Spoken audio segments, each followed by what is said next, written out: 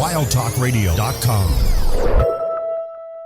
Theme song! This is the Firefly Funhouse, and I want to introduce you to some very special friends that I met along the way. Hey, this is Adam Copeland, a.k.a. the Rated R Superstar. Hey guys, this is Renee Paquette. This is Kane from WWE. This is WWE Superstar Drew McIntyre. Hello, this is WWE Hall of Famer, the Heartbreak Kid, Shawn Michaels. Hi, this is Bree, and this is Nikki, and we're the Battle Twins. This is Christopher Daniels, and what I like to do on my off days is listen to The Rack, and now you are too. And it is awesome. Satisfaction is guaranteed. It's time to experience the award-winning The Rack. Goodness gracious, great balls of fire! I love kickball. I'm back, taking souls and digging holes. I'm gonna break you, bitch, you hear me? You can look, but you can't touch. Ruthless aggression. With your host, They've been lying to you. Heroes don't exist. Y'all become addicted to the illusion of what a hero does for you. Have I mentioned that I was once addicted to eating sponges? Lindsey Ward. Look at me, woman. And you can just call me Taker. Oh my god, it's Taker, Taker, Taker, Taker. Does Taker hate me? Oh my god, it's Taker. And she was a wicked, wicked child who spat and swore and chewed tobacco. I like puppets. Stickers! And her producer, Sir Rockin. My little creatures of the night will now experience the magical art of puppetry. If you smell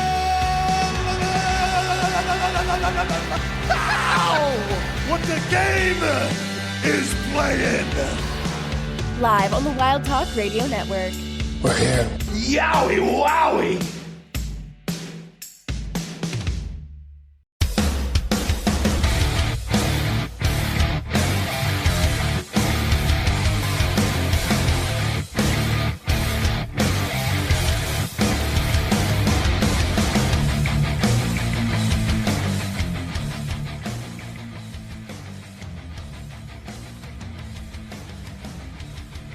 Good evening, everyone. Welcome to The Rack right here on wildtalkradio.com. Brought to you by our friends over at MBG Films. Check them out, youtube.com/MBG1211. And if you're listening to us over on rackradioshow.com, wildtalkradio.com, or directly on Twitch, thank you so much for tuning in. We greatly appreciate it. If you're on Twitch and you happen to have a Prime Gaming sub available, well, you can use it here for free for 30 days. All you have to do is hit the little purple button down the bottom of the screen, and you can subscribe for free. It is that simple. You can also subscribe the regular way, follow the channel, hang out and chat, or listen to the archive. We are happy to have you any way we can get you. I'm your host, Lindsey Ward. Joining me as always is the ever faithful producer / co-host / handyman, Sir Rockin. We're here. We're live. It's a Thursday night. There's football on television. One team is wearing dirt on their jerseys. I've been sitting here trying to figure that out. I was like, are their jerseys just really dirty, or is that a texture? It's a texture. It's to represent the desert. It just looks like dirt. I was like, God, their laundry person is going to have a fit. Because they're all like that. It would, and they're not all the same pattern either.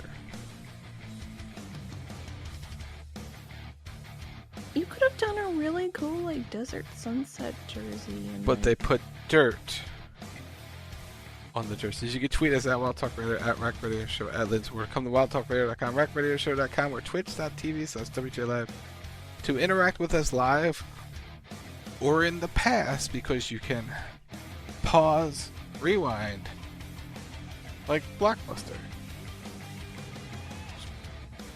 Wait, what happened with Tim and a Chainsaw? I don't know. What happened with Tim and the Chainsaw? He hasn't said anything. Is Tim okay? I don't. Follow Tim on Twitter at Flames Forums to give you updates. I don't know. Apparently he's been posting about his chainsaw. I don't. He doesn't say anything, and I have to be on Twitter to see it. So, and it's Twitter. X is just a stupid name. Anyway, we got stuff to talk about. It's a Rackapalooza because we get to talk about WrestlePalooza. Yes, we'll be talking about that in the back half of the show. We will. Oh, he apparently cut his hand with a chainsaw. Oh, God. Oh, no, I'm so sorry to hear that. He didn't post a picture of it, did he? I don't know. I'm reading chat. Chat, did he post a picture of him, the chainsaw cutting through his hand? I think anyway, it doesn't matter. Did he go to a doctor? I think that's the better question. Or do we need to yell at him to go to a doctor? I would assume if he cut his hand with a chainsaw, he went to a doctor. I would hope so. It's Tim. Who knows? Tim, go to a doctor. Oh, okay. Anyway, what? We'll enough about Tim. Tune in a week from Sunday and he'll tell you all about his injuries. He's infirmed. So I can't. I'm not Tim's. And wish him a happy birthday in a week on the 3rd. So Ding. There you go. Yes, make sure you wish him an extra nice birthday this time and every time, especially this time. And because he won't be here Sunday, so we can't do anything for it. No, we'll have to do something nice for him. Yeah, we'll figure that out. Anyway, let's get to news presented as always by MBG Films, youtube.com/MBG1211. I like that. Why don't you do something nice for him? Yeah. Anyway. Yeah, we'll get to it. We'll put it on the list. So, we'll have an intern. Intern will do something nice. That's why we have an intern. We'll get Brett on that. All right, we're gonna jump right into the news. We all are getting old at this point. Yeah, we're none of us are spring chickens on this network anymore. I don't even know who the youngest of us is, to be honest. I really don't. I think it might actually be Rock. I think it's Jobber by a year. There you go. But none of us are young. None of us are the young'uns we used to be, and that's okay. Anyway, let's stop talking about being old and let's talk about people who are. Moving on. We're going to jump right in. Because saying old and then talking Hall of Fame is just... Yeah. Oh, happy birthday, Ash. Happy early birthday. Or late birthday, I'm sorry. So yeah, jumping right into news brought to you by our friends over at MBG Films, youtube.com/MBG1211. We'll talk about this more when we do WrestlePalooza, because this happened at WrestlePalooza. No, let's talk about it here. It's easy to get it out of the way. It's easy to get it out of the way? Okay, all right. So... the first inductee of the 2026 WWE Hall of Fame has been announced. It is one Stephanie McMahon. She was in the crowd at WrestlePalooza to take in the sights and sounds of the event. And, well, her husband decided to get a little payback on her. Actually, I should say both her husbands decided to get a little payback on her for the surprise that she pulled on Hunter when he was going to be inducted into the Hall of Fame. No, she didn't. She didn't know she didn't know the Hunter one. Oh, she didn't know the Hunter one? No. I thought she was in on it. No, she was not. Well, okay. Well, her husband's decided to surprise her then, and it featured The Undertaker, where he came out as the American Badass, motorcycle and all, and the most impressive part of that was the fact that he could get over the wall. I was like, good for you, Mark. Good for you. He got to sit on the other side of the crowd for once. He got to be in the crowd. He got to be in the crowd. He was very excited about it. But they sat there together, and he told her, he sprung the surprise on her that, congrats, Steph, you're going to be the first one in the 2026 Hall of Fame. And she went in for the Taker hugs. She went in for it, man. She went in for like 4 or 5. They were very cuddly, which I thought was sweet. She was surprised. You could see the look on her face like, no. What are you doing here? No. No. She's like, get away from me. Get away from me. You don't do the thing. Also, congrats to The Undertaker for shaving his beard and dyeing it black again. Because the last time they showed footage of him when he pulled up at Worlds Collide, it was nice. It was long and gray, so he trimmed that thing up to be on camera for this. I'm sure he had more advance warning this time, probably. Yeah, because he was just working backstage for the other one. But yeah, that's cool. She deserves it. As they talked about, she was one of the defining characters from the Attitude Era. She became a general manager. She was a creative writer. And then she was part of the on-screen authority for years. She's I've said one of the top, if not the top, female character of all time, just because of the versatility she's had over the years. She is a defining figure, and really that next chapter for the McMahon family in a lot of senses, and she has left an indelible mark on the industry and on the company as a whole. 100%. And she is one of the people responsible, and I know this will be controversial because people don't necessarily like it, but she was one of the ones that was responsible for WWE's rebranding in terms of their image when they went from that sort of brash attitude era style product to a much more family friendly, socially acceptable type of product, where they began to push for the charity work, and they began to do a lot of things, like a lot of community work and a lot of sponsor work. She was one of the ones that was behind all of that, and she pushed that effort. And it's I argue that in a lot of ways she helped to move WWE forward, but also save it, because if they had stayed in that sort of mindset or in that sort of presentation, they may not have survived, or they would not be where they are now. And so for that reason alone, it's deserved, just for all of these very smart business decisions that she's helped to make in that company over the years, and also as a character. Because when she was introduced as Vince McMahon's blushing virgin daughter, right? Like, you know, she was kind of a side character. And then she took that and she parlayed it into the Stephanie McMahon we know today, daddy's little girl, and just absolutely has run with it for 20 something years. Or not quite 20 years, almost 20 years. It's more than 20 years. Is it more than 20 years? 25. It's like, what, 25 years? Actually, guys. Actually, is it 26? Because she came early 99. Yeah. So like, she's just, to me, it is deserved, and I'm happy to see her go in. I look forward to an excellent speech from her. It should be entertaining. Yeah. I like that they had Taker do it. If you don't know why I'm laughing, it's because I always joke that The Undertaker and Stephanie McMahon are secretly married in product, and I always wanted them to do that storyline. Or when the Black Wedding happened, they actually got married, and like it's the whole thing. But they never did it, which is fine, which is totally fine. But that was always like my secret storyline hope that they would do that. But it was good to see that. It was good to see her reaction, and you know, Taker was thrilled, and Taker got to come out and run around on his bike and the whole deal. So congrats to her. And kind of sticking with The Undertaker for a second, The Undertaker and Alexa Bliss are going to be featured as operators in the COD mobile game next week. Yeah. That was random. I mean, Alexa can kind of understand, maybe not, but like, Taker? I mean, did you see him with the gun? It was weird and awkward, but again... But Fortnite. Yeah, I know. We have it in Fortnite. It's something. It's still kind of strange. But if you play COD Mobile, get the game, get the characters. Get the game. You can get the skins. Woo! And then last but not least for WWE, Jasmine Ninks announced that her contract is expiring and she's not renewing. She cited that what they had offered her was not working for her financially, and that was the motivating factor for her leaving. There's also other opportunities that she's wanting to take on, and sort of sees that she can't in WWE. She was very peaceful with the decision. She wished everybody well. It seems like it's a mutual parting of the ways, and that the door is always open for her to come back. Yeah. Fatal Attraction, or whatever it's called now, is going to get a little bit smaller. Yeah, it's Fatal Influence, I think it's called now. It's one of those things. Money talks. If you think you're worth more money and you don't want to get paid what they're paying NXT superstars, then you move on. Because she was being re-signed. She was being re-signed under another NXT deal, which is probably $60,000 to $80,000 a year. That's probably what the going rate is right now. If not, I don't think it's quite $6. Yeah, no. She said it wasn't. It's probably $50,000-$60,000 grand a year to train and be a part of NXT, and then when you move up to the main roster, that's when you get the higher end contract. Deal.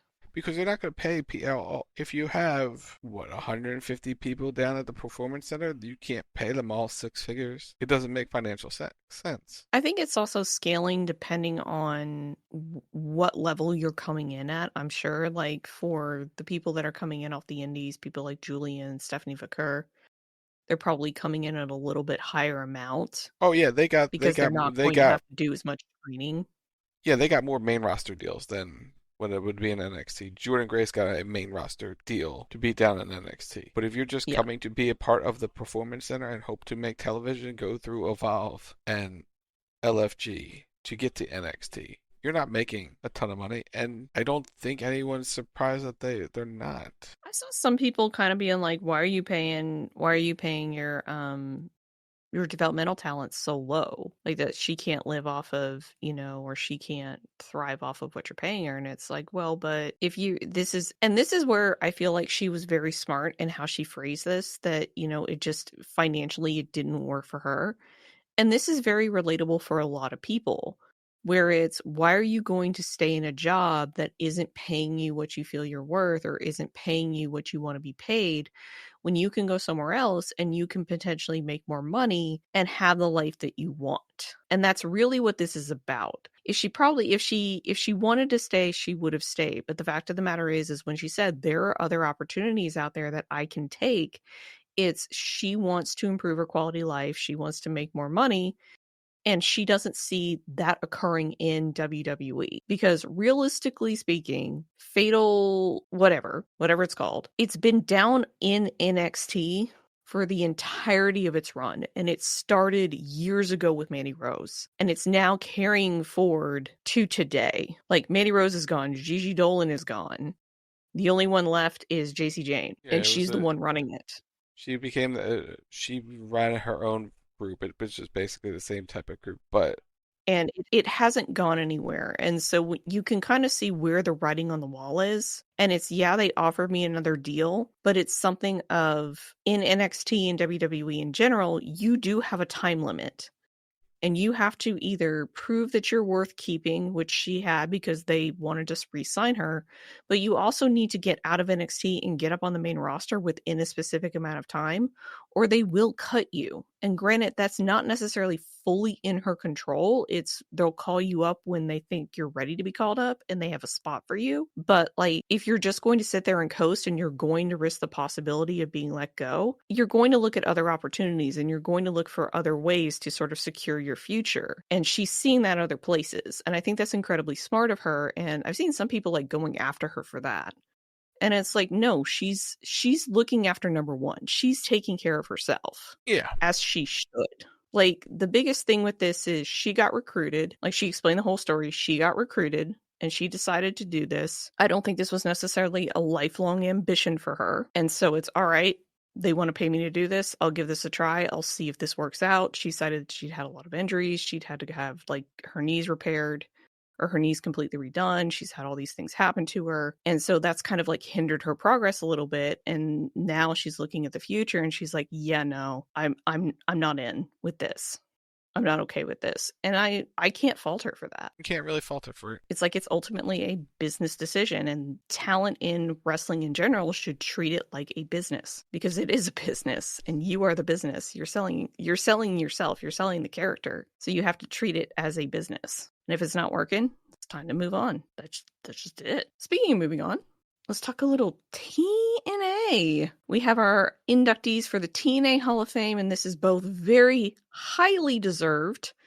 In both cases, we have Mickie James heading into the TNA Hall of Fame, and joining her will be the Beautiful People. Yeah, it's awesome. Like, the Beautiful People, and they mentioned it in the video that when they got surprised that they were being inducted, is like, they were the trendsetters for the women's revolution. TNA was the brand that was putting women's wrestling on the map long before WWE did. You had the Beautiful People and Gail Kim, and the like putting on matches that people were talking about. They were selling TNA and they were performing well in the ring. They did it all. The Beautiful People stood out for a very long time. Mickie James stood out for a very long time in WWE and in TNA. She's a 6-7-time knockout champion, and she's the one who carried the belt back to WWE.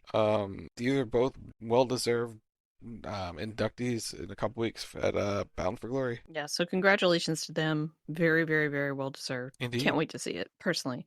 But with that, we're going to take a break. And when we come back, everybody, we are going to be talking about WrestlePalooza, which was this past Saturday on the ESPNs. So everybody go get a snack, go get a drink of water, and you're listening to The Rack right here on wildtalkradio.com, and we'll be right back.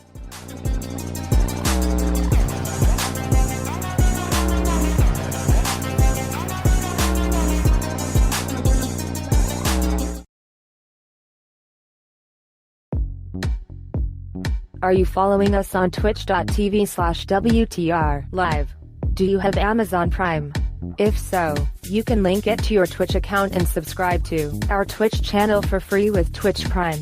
It's the easiest way to help support us for free.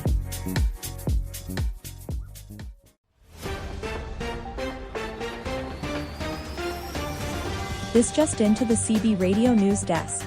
Sources have confirmed that CB Radio will be live Saturday nights at 11:30 p.m. Eastern. Wasn't this confirmed last year? Yes. Then how is this breaking news? No one said it was breaking news. We here at the CB Radio News Desk are just confirming what has already been confirmed. To confirm, you are just confirming that CB Radio is live Saturday nights at 11:30 p.m. Eastern. Confirmed. We would like to remind you. Always trust the source that confirms that CB Radio is live Saturday nights at 11:30 p.m. Eastern. Confirmed. Confirmed.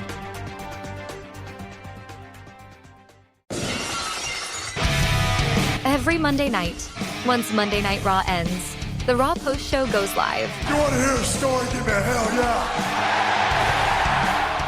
Join Lindsey and Sir Rockin as they give their opinions on what they liked, what they didn't like, and what left them completely confused. It's the Raw Post Show. Monday nights. Once Monday Night Raw ends. Live on the Wild Talk Radio Network. And that's the bottom line! Go Stone Cold Simpson!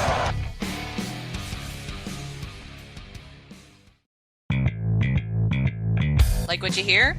Subscribe to The Rack on Apple Podcasts. Just search for The Rack Radio Show. And while you're there, leave us a review and tell us your thoughts on your favorite show on a Thursday night.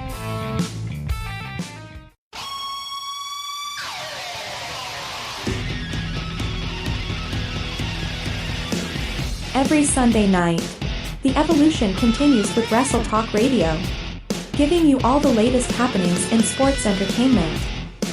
With the intern, the producer, the original Tim Stein, and sometimes, a K-Sheep. It's WTR Sunday night, 10 p.m. Eastern, 8 p.m. Mountain, only on the Wild Talk Radio Network.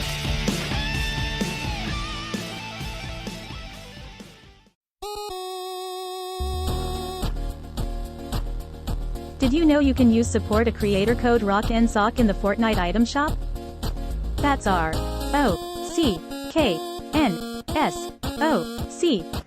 in the Fortnite item shop.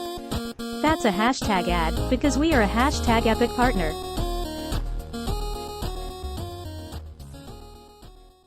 You think you know me?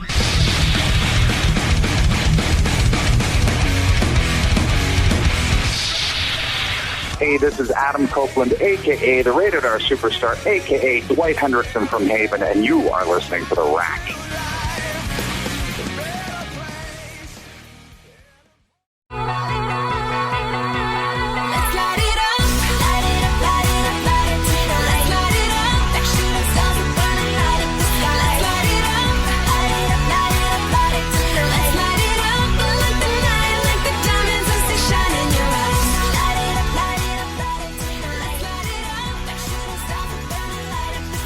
Welcome back to The Rack right here on WildTalkRadio.com, brought to you by our friends over at MBG Films. Check them out, youtube.com/MBG1211.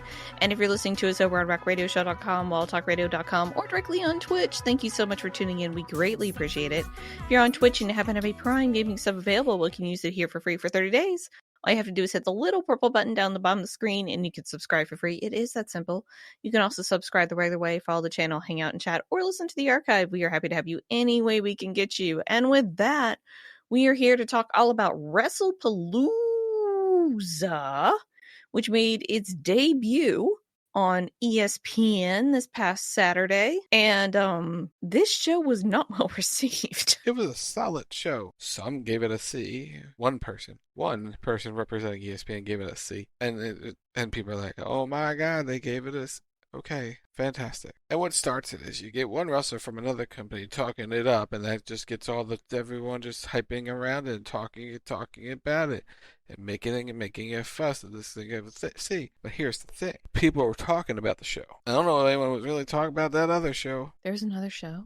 Which they went all out with. Which you would think people would talk about that Beth Phoenix showed up on there, and then people would be talking about it for days. And there really wasn't much of a talk. And to spoiler alert, Edge is not coming back to WWE in 2 months. Keep that hope, though, y'all. Keep that hope. Keep manifesting. I believe in you. Despite the internet going, hey, you see this video he did on it aired on Dynamite where he's like, hey, I gotta go take care of my family. People took that and went, he's going to be back to WWE. He's going to be John Cena's final opponent. Y'all know. That's not how things work. They ran with that one. It would, though, be better than having him fight Brock Lesnar again, because that was a stinker. Yeah, before we get into that, though, I kind of want to, talk about the C rating. Okay. Because I will admit, no, and the reason why I say that is because Brock's like, I gave you the perfect transition, god damn it. Is because, number one, it was surprising that ESPN, because they were debuting on ESPN, gave them a C. But I don't know if it was just me or if all of us kind of had our expectations built up a little bit about this show and surrounding this show. Because there was one really highly anticipated match on the show. We're going to talk about it a little bit, which was AJ Lee's first time in the ring in 10 years. But also I think we were all expecting really big things for this show because we saw what they did for Netflix, right? When they debuted Raw on Netflix and they brought out all the names and they had all these really big matches and it was really spectacular, right? And then for this, it was just kind of oops. Well, going off of that really quick, people didn't like the debut on Netflix because they thought it was over bloated with celebrity appearances and really didn't drive home what WWE was. They tried to be a spectacle with all the celebrities for Netflix, and people rated that a very average show, and the week after was the better show. The week after was the better wrestling show, but WWE is the spectacle. That's what they're about. That's why people hate them, is because they're more spectacle than wrestling.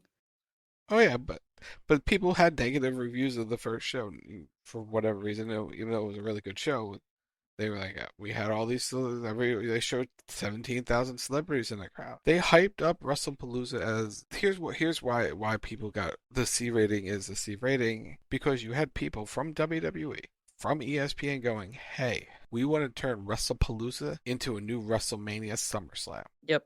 And you set the bar. When Mark Shapiro went out there and set that bar, you were never going to hit that because you didn't have the atmosphere for it to be. You had a hot crowd in Indy, but you were in an arena. If you had a stadium show as your launch, you would have had a better atmosphere for the grandeur and spectacle to make WrestlePalooza feel like a SummerSlam WrestleMania. This was a high-end B pay-per-view that had a main event that didn't do anything out of the ordinary, but had a clean finish. It was a short match, supposedly at 17 minutes and something seconds. Short match. 17. Just minuscule, just very quick. But that was in the review. It was a short match, a short main event. I didn't know 17 minutes was a short main event. But it was an average main event. There wasn't anything that came out of that main event going, hey, that's going to be memorable. But it satisfied the crowd. It got the job done and moved the story along. What didn't help was people coming out the next day or the next 2 days after like, oh, hey, Cody and then Randy were pitching this angle to do. Cody and Drew were pitching this angle about Randy Orton should show up, and then Randy Orton should cost Cody, and then that this was the angle that sources told us this was happening. Could that have been a one creative pitch at one point? Yeah. Was that always the plan? Probably not. But a creative pitch saying this was what was pitched. Great. Wrestlers pitch thousands of things all the time. Doesn't mean it's true. It's just because you were told, hey, so-and-so pitched it, and then you ran with it on the internet. It's like, sometimes just if you learned, hey, this was a creative pitch, just run that you know the knowledge. You don't have to tell the world for your Patreon. Get people to subscribe. But they need the subscriptions, Rob. I know, I understand, but just subscribe to this channel. We'll tell you it's all bullshit. Just hit the purple button below the screen. Ding. So that's so simple. It's September. Do the thing. But you had an average main event. You had a stinker of an opener that was What happened was, Brock and Cena tried to recreate the magic of the memorable Brock Lesnar kicks John Cena's ass match in SummerSlam 2014. Like that, yeah. They tried to recreate the magic of that match. And it didn't work because that matchup was special because that was the first time it happened. And you can't go back You can't go back and recreate the magic of what it was because Brock is not in the same shape he was. He couldn't hit 17 German suplexes. He picked Cena up multiple times, but you saw how red his face was. Oh yeah, he was blown up like a quarter of the way in. And not even And that. it was only like an 8-minute match. Like it wasn't even that long. It was like an 8-minute match, almost 9 minutes, and he was like completely blown up by the end. He was red as can be.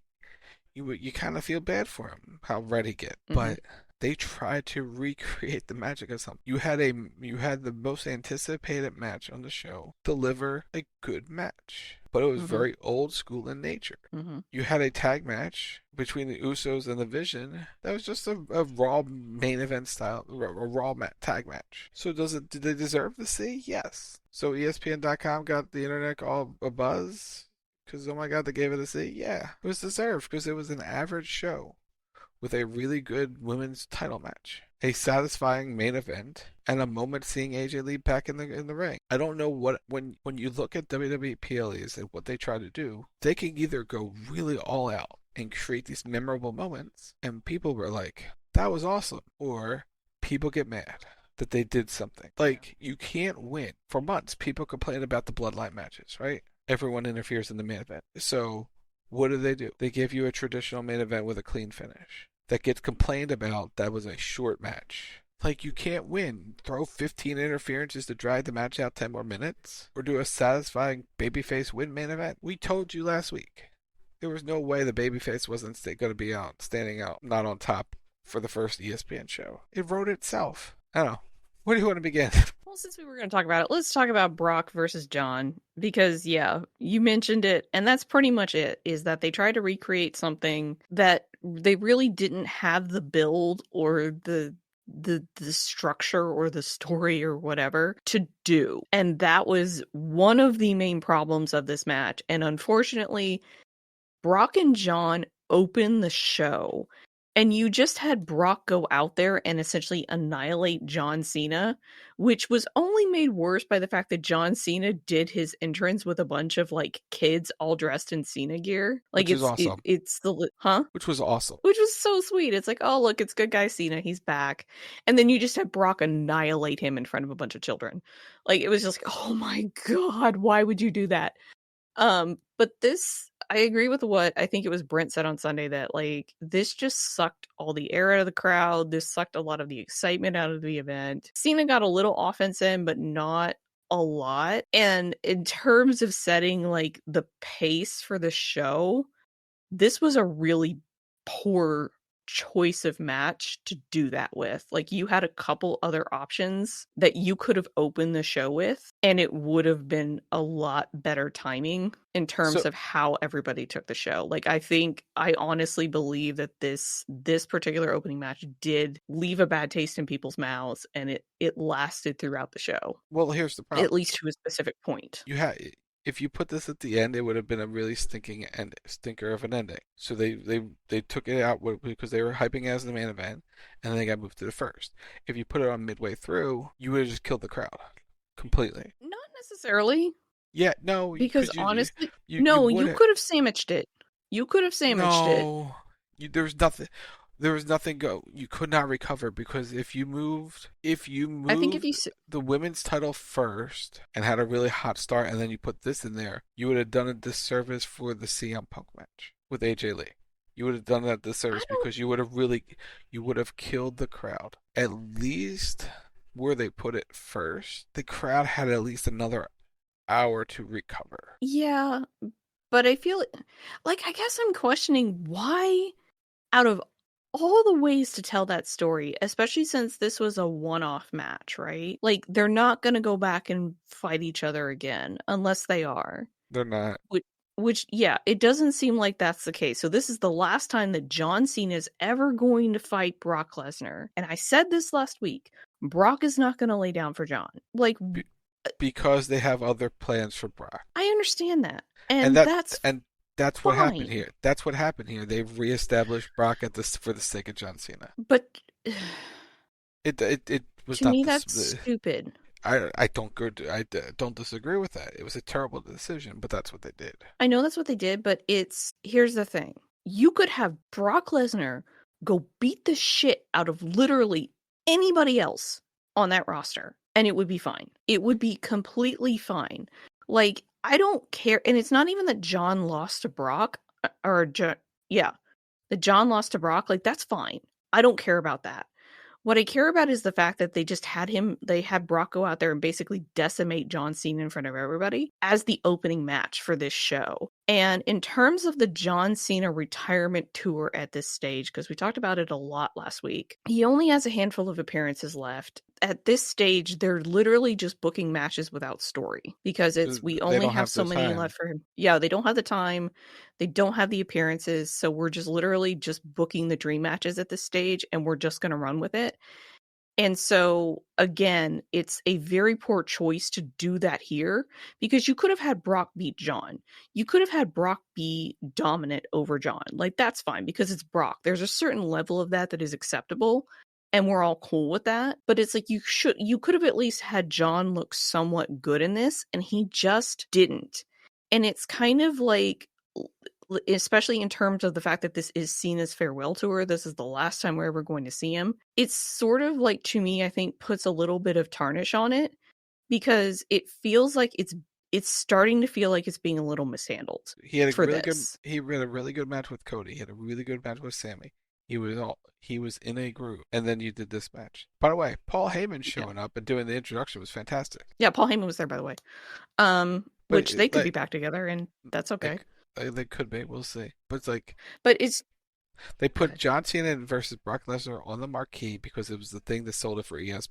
It was the thing you could sell to the people, the casuals watching ESPN, and it did because that was the focus of the promotion. Nothing else on ESPN. It was Brock Cena because they're the two most recognizable names you could put in that position for the launch. They put it on College Game Day. They put it on all the shows. That was the marquee match, and then the bell rung. Yeah. I don't have any issue necessarily. There are issues there, but they do not stem from the fact that the match was booked. They have everything to do with other things that are associated with Brock and him being back. But in terms of them booking the match with Cena, I completely understand it. Like, I understand the business decision. I understand everything behind this. What I'm not happy about is how the match went, the choices that were made to do it like that, and really how it reflects on John and the retirement tour. Because, like, we had the heel turn. They tried to do the heel turn. It didn't really work. So they tweaked him back and they put him back babyface, and he's been rocking and rolling ever since he's been Good Guy John again. And like you said, he was in a groove. And then they did this, and they just sort of slammed the brakes on it, where it's like, you just have him get annihilated, and you're like, if you're going to do that, to me, that should be the last match. That should be it. That should be the retirement. Where you just have Brock Lesnar come out, beat the high holy shit out of John Cena, leave him laying in the middle of the ring, and that's it. John's like, okay, I don't have it anymore. I'm good. I'm going to walk away, and I'm done. Like, that should be... If you're going to do it like that, that should be the finale. And John has his moment in the sun, he has his goodbye, and that's it. I think what they learned, they got to the building, set up the match, and they learned Brock can't go. And we got the destruction. Because if this was a 15-minute match and John Cena had if they had a 15-minute match where Cena got more babyface offense in and really got the crowd rallying behind him, and he kicked out of some of these moves instead of taking 6 F5s in a row and not really kicking out and not get the beating was booked the way it should have, but there should have been more of a babyface comeback in all of what he was doing. Yeah, Brock just beat him up. They gave the babyface no hope, and that was really just what sucked all the life out of the crowd, because it's John Cena, right? And we all expect John Cena to get up and Cena up and hit the 5 moves of doom and, you know, either snatch the victory away or get beaten down again. But we expect that moment from John Cena where he sort of rallies, because that's what he does. And we didn't get that here. We just got devastation. We got one rally, and that was it. That was early. If if there was 5 more minutes to the match, just go for 13 minutes. 14 minutes. And John kicked out and kept kicking out, taking the best that Brock had to offer, the match would have been better. You could have did everything the same way you did with every move Brock hit, but if Brock should have just gone for a pin after every F5, and Cena kicked out. You would have given the crowd hope. And then John hits this miracle AA after like the 4th F5 and crawls on top of Brock. 1, 2, Brock kicks out. And then Brock fires back up and drops him with 2 more F5s or 3 more F5s and just leaves him laying. The match would have been received differently. And it only needed one or two kickouts. All you needed to make this match better. But you gave gave the crowd no hope, and that's what killed it. If you gave the crowd hope that their babyface would do something, would have been better. But Brock smashed, and that was it. That was the magic from 14. So SummerSlam 2014. Babyface had hope. Yep. There was no hope. It didn't help. It didn't help also that at the end of the match they cut to the kids crying in the crowd. Yeah, but it would have been so much better if their hero had hope, but he had no hope. But they cut to a little girl crying in the crowd, and then she realized she was on TV, and she's like, "Oh shit, I'm on TV." Oh no, I'm on TV. But as compensation for this, since WWE is just booking matches for the sake of booking matches, how do I request the Wyatt Six and Cena? How do I get that? Is there a form I fill out? Is there something that I have to do? Do I have to call Paul personally? Like, go get the hashtag trending and you get the match. Okay, all right, I'll do that. I will try to do that because at this point it doesn't matter, right? Like, they were doing Styles and Cena, now they're doing it. Go. And I like the report came out. Oh yeah, this was always the plan. Even though they said we're not doing the match, this was always the plan. Yeah. Yeah. Good saving face. Good job. Good job. Proud of you for that. Good job. Yeah. Sure. Whatever makes you sleep better at night. So just to make sure everybody understands, Brock beat Cena. If it wasn't clear, it wasn't painfully obvious. There you go. Up next, the poor bastards that had to follow that were the Bronson Reed and Braun Breaker with Heyman. He just got to stay out there. Taking on the Usos, Jay and Jimmy. This is a tag team match, and a last minute addition was LA Knight as the special guest referee. I'm just going to be really, really honest about this. LA Knight made this match as a referee. Like, he was really entertaining as a referee. He let Jimmy do whatever he wanted. Pretty much, yeah. He's like, F you, you're cool, everybody go. But this match was okay. And I went back and rewatched it again on its own without seeing Cena and Lesnar in front of it, because it's like I wasn't really a fan of this the first time, because I think it was just this was the match that had to go on after Cena. And so you're kind of sitting there and you're like, oh God, right? Like, I just had to watch like that, and now I have to watch this. So it's like I went back and watched it with fresh eyes, because it's like, okay, maybe it wasn't as bad as I thought, and it was better than I thought it was initially, just because I had that palate cleanse. This was not the greatest thing I have ever seen. Like, I think there was a little bit of clash in styles here, because you have the Brawns who are very physical, and then you have the Usos who can be physical, but they're also a little bit more high flyers, they're faster moving, and so it didn't quite gel in the way that you would expect it to. And I think LA Knight helped in that, like, to sort of gloss over some of that and sort of like help with the shenanigans and that kind of thing. But the mix of styles was still sort of like, I don't know about this. And we've seen a combination of the match for a while now, and that kind of took away from some of it. It should have felt like a bigger deal that the Usos are teaming for the first time in a couple of years. It didn't. It lacked something there. Yeah, it didn't feel special. No, it didn't. It just felt like a match you would see on Raw. And that's kind of the story of it.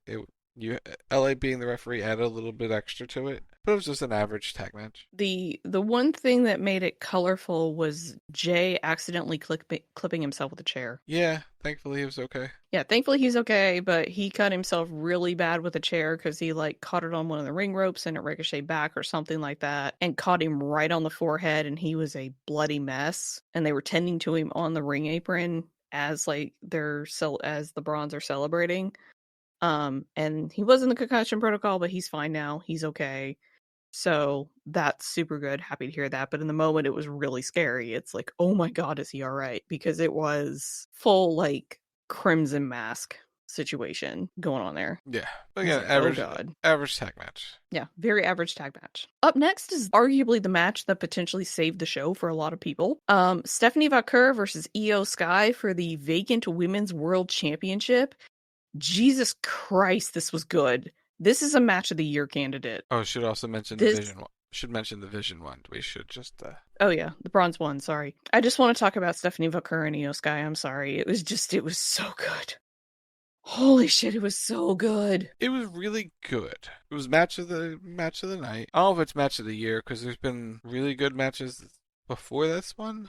I said it's a candidate. I didn't say the winner. No, I know. It is a candidate. They went out with a point to prove. They were crowning a new women's world champion, and they knew they had to deliver. Backstory: Stephanie Vaquer was sick for the last few weeks. She got cleared like a week before the match to wrestle in this match, because she wrestled on NXT and then wrestled for the PLE. But that's why the build was a little non-existent, because she wasn't available because she got sick with probably whatever the flu strain that was going around was. They tore the house down, but again, it's Stephanie and Io. They work some technical stuff into it. They work high flying stuff into it. They just delivered a hell of a match, and they with a point to prove. And Stephanie became your new women's world champion. Rightfully deserved, right choice. Again, no offense to Io at all. She would have been a wonderful champion, but it made me really happy that they saw the opportunity and they took it, and they crowned Stephanie as the champion. Yeah. She got a huge reaction for it, and I loved in the aftermath that you had the show of respect between Stephanie and Io, where they were shaking hands and they were bowing to each other and they were hugging each other and they were, congratulating each other and that kind of thing. Like, that was a really nice, sweet moment, because this is Stephanie's first, main women's title, I should say, qualify that, in WWE. And so it's a huge win for her, because she's sort of had a whirlwind year since she's shown up in WWE and kind of her journey to get to this moment. So it's a big win for her. It's a huge moment. She got to celebrate in the ring, and her dad was there, which was so sweet. She went and celebrated with him, and he held up the title, and everybody was super happy. Like, it was just that really warm, feel-good moment that everybody, I think, needed, and it really did help to bring the crowd back up. Oh yeah. So, congratulations to Stephanie. Long may she reign as champion. And then we get to the match that everybody was waiting for. The one we've all been anticipating. CM Punk and AJ Lee took on Seth Rollins and Becky Lynch. The crowd was super hot for this one. We had matching outfits for Seth and Becky. They came in on a lift. We had Punk and AJ, who each had their own entrances. Punk had an AJ Lee's husband jacket, which was phenomenal. They must have listened to our show, clearly, because we said he needed a shirt, but he got a jacket, which is better. They did a wonderful job with this match, and they teased and edged us so hard in this match in terms of bringing AJ in and having a wrestle, because you had Becky. They booked this as an old school tag team match for the first 15 minutes. But yeah, they did everything you could possibly do to make this one as high as it could to get her the big pop. And they got the big pop. And then she went crazy. She dove through the table, which almost didn't go well, but it did. And I liked immediately AJ Lee or CM Punk rolled right over on top of her. It was like, "Are you okay? Are you okay?" Yeah. So because the table, I don't think, broke in a way that it was supposed to. Because she's 70 pounds, so it's not gonna break. She's so tiny. She's so tiny. I always it's worry not gonna about break. her because she's so tiny. It's like her and Sasha. I always worry about them because it's like they're so small. It's like, oh, please be careful. Please don't hurt yourself. Yeah. But yeah, and she didn't land. She landed, I think, right on her back and her neck when the table gave. But yeah, like the sliced bread spot that they did, where she used Seth to go up and hit the move. That was nice. Mm-hmm. And then, yeah, the table spot was really nice. But yeah, there was a lot of trash talk in this that only Seth and Becky can do. And just that you could feel the heat and the animosity between the four. There was a lot of really good chemistry in this that I hope that they continue to do and keep up, because I'm sure they'll go again. It's not going to be right away, but I'm sure at some point they will meet again as a foursome in some way, or AJ and Becky will meet. And obviously Seth and Punk will meet. So hopefully they continue that sort of I don't like you mentality, and they keep going. But yeah, I enjoyed this match. Was it a barn burner? Kind of, maybe at the end, because they kicked it up. But it wasn't meant to be, because AJ Lee hasn't wrestled in 10 years. Yeah, I think my only issue with it was it did start off a little slow, and they did have to build up to it, but that was fine, because the ending made up for it. But I don't think a lot of people were ready for that in terms of how slow it was actually going to start. But they went 30 minutes. Yeah. which was really nice. As it should have, right? Like, it needed to go at least 30 minutes. Yeah, it had to go long. It was the de facto main event. And the good guys won. AJ got Becky to tap out. And I mentioned it on Sunday where it's like the B thing. And it's like, unfortunately, like she actually did tweet it like an hour before we went live. Like, hey, I was tapping out because there was a bee on me. It was so good. It was. Oh, we didn't talk about the Black Widow on Seth. That was good. That was really good. I liked that tremendously. That was really well done. But yeah, overall, I mean, I like the match. I enjoy the match. I'm perfectly satisfied with her return in the ring. I can't wait to see more, especially since she's on a tear and she's on a run. And we're going to get more of AJ Lee. Like, the fact that this isn't a one-off is really nice. Yeah. So, and just to make it clear one more time, Puck and AJ won. Moving on to our main event. Cody Rhodes took on Drew McIntyre for the undisputed WWE Championship. This was fine. It was it was a solid, like I said, it was a solid, serviceable main event. It was a straight up one-on-one match where everyone went out there, did their part, told their story, and that was it. There was no big memorable moment. There was just a babyface beat the heel. That's exactly what it turned out to be. Yeah. I mean, they did some crazy stuff. Like, they did a few crazy spots. Went on the outside, messed with the tables. But it wasn't anything out of the ordinary. No, it wasn't. It was perfectly, like, within balance and acceptable and that kind of thing. It was... You had those two really high middle matches, and you kind of got to Cody and Drew, and it was like, it was fine, and it would be good in, I think, any other circumstance. But to me, it sort of just felt like this is a SmackDown main event, or this is a Raw main event. This isn't necessarily what I would consider a pay-per-view closing main event, but it was fine, and it was entertaining, and it was serviceable, and it did what it needed to do. But I think if it maybe had a little bit more heat on it, if maybe they had done just a touch more, it would have been a little bit better way to close the show, because this sort of sealed the deal that the show was just kind of there. It was just kind of average. Like, it wasn't necessarily bad because it had the bright spots, but it wasn't, in terms of the echelons of pay-per-view or PLE, what I would consider an S tier. No, it kind of falls in the middle. So a C. A C. It's a C. Like, that's just it. It's a C. So here's the thing. You have Brock and Cena. Brock hasn't worked in 2 years and really didn't work. Brock worked a beatdown match. He didn't work a wrestling match. Last time he worked a wrestling match was against Cody, right? Right. And those series of matches. And they weren't that bad. You had AJ Lee, who hasn't wrestled in 10 years. And then you had Cody Rhodes in your main event, who hasn't worked a match since SummerSlam, so 7 weeks. And he hasn't been wrestling training in that period of time. He's been acting. Yeah. You got the names on the show that you needed on there, but nothing. But they weren't ready. You just didn't have the story they could have. They just had. I talked about at the beginning of this segment. They should have. No, again, supposedly suggested they shoulda, coulda, woulda. So because here's the thing, Lamans. Go back and listen to every argument people have made about the bloodline matches with Roman Reigns on top as the WWE champion. Go back to everything, anytime the Bloodline member challenged for the WWE Championship when Solo was in a match, right? All the interference. And everyone complained how many times a WWE main event has interference. They do it every week with Raw. Oh my God, I can't believe there's so much interference. This ended in DQ. There's interference. Yada, yada, yada.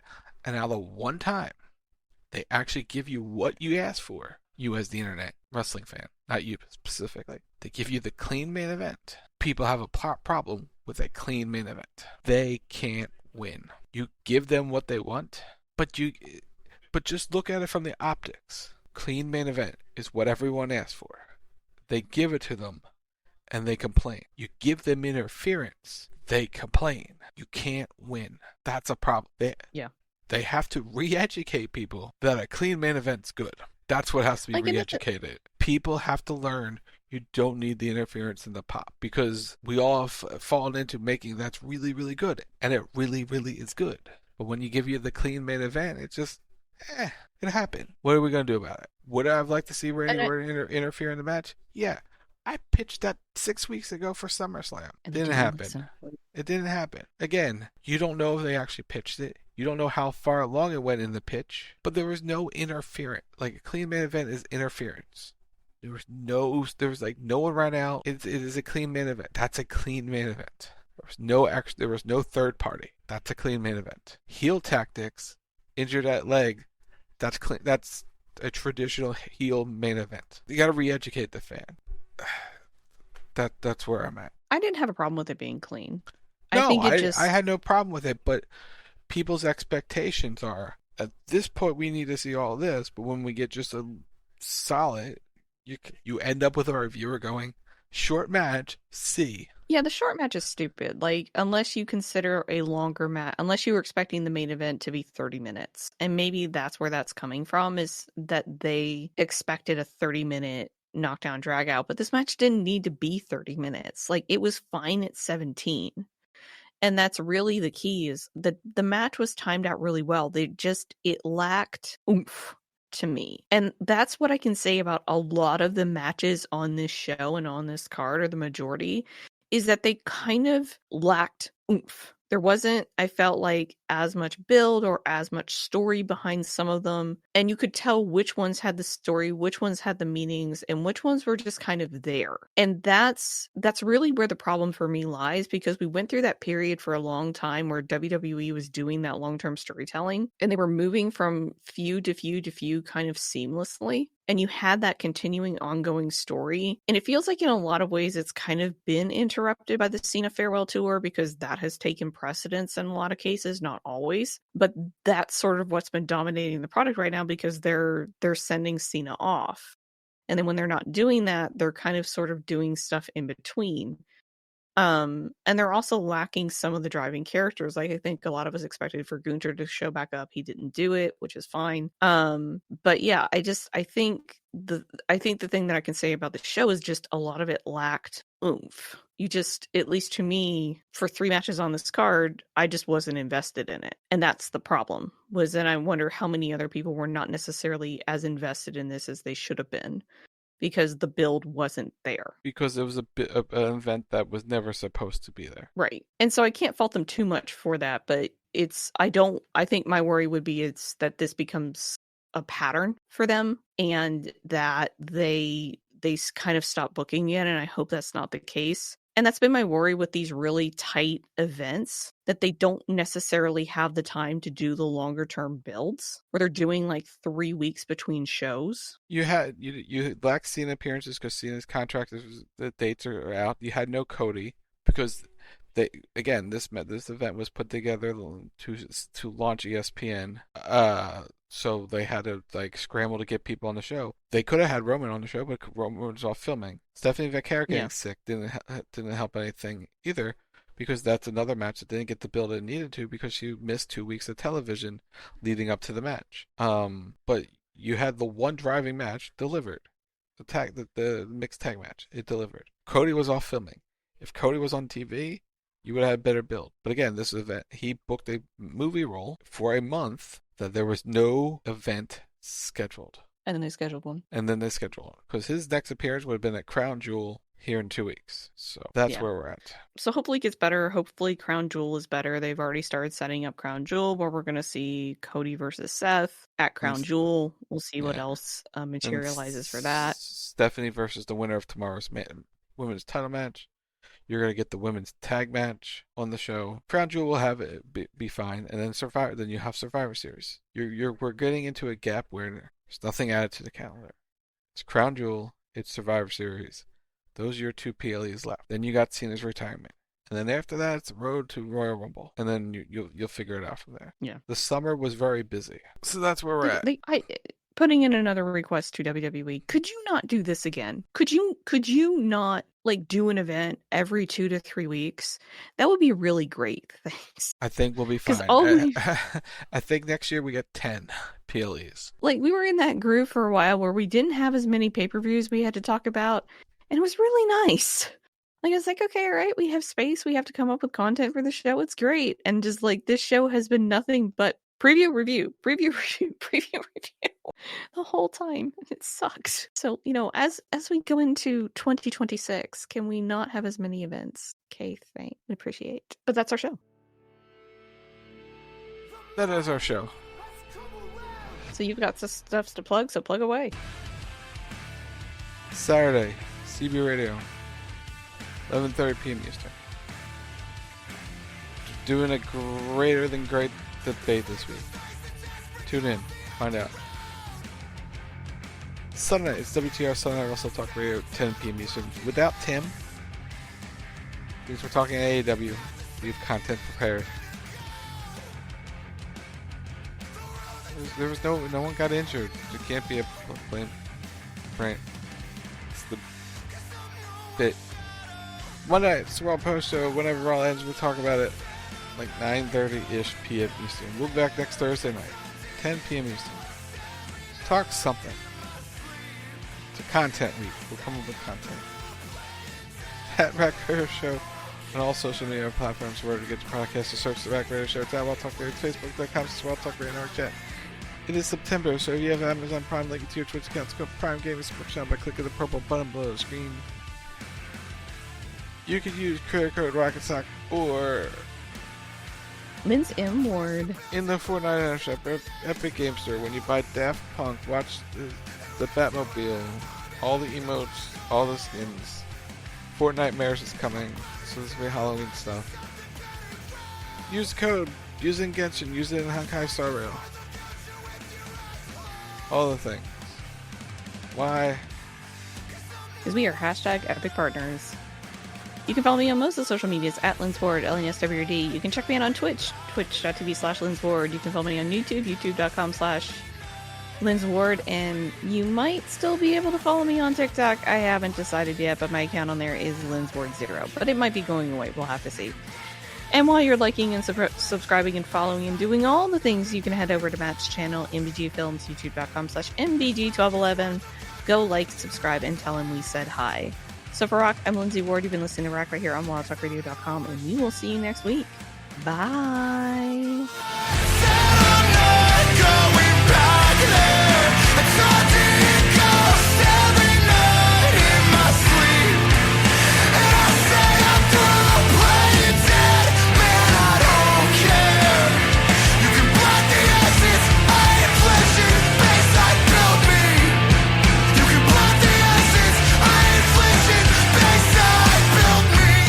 WildTalkRadio.com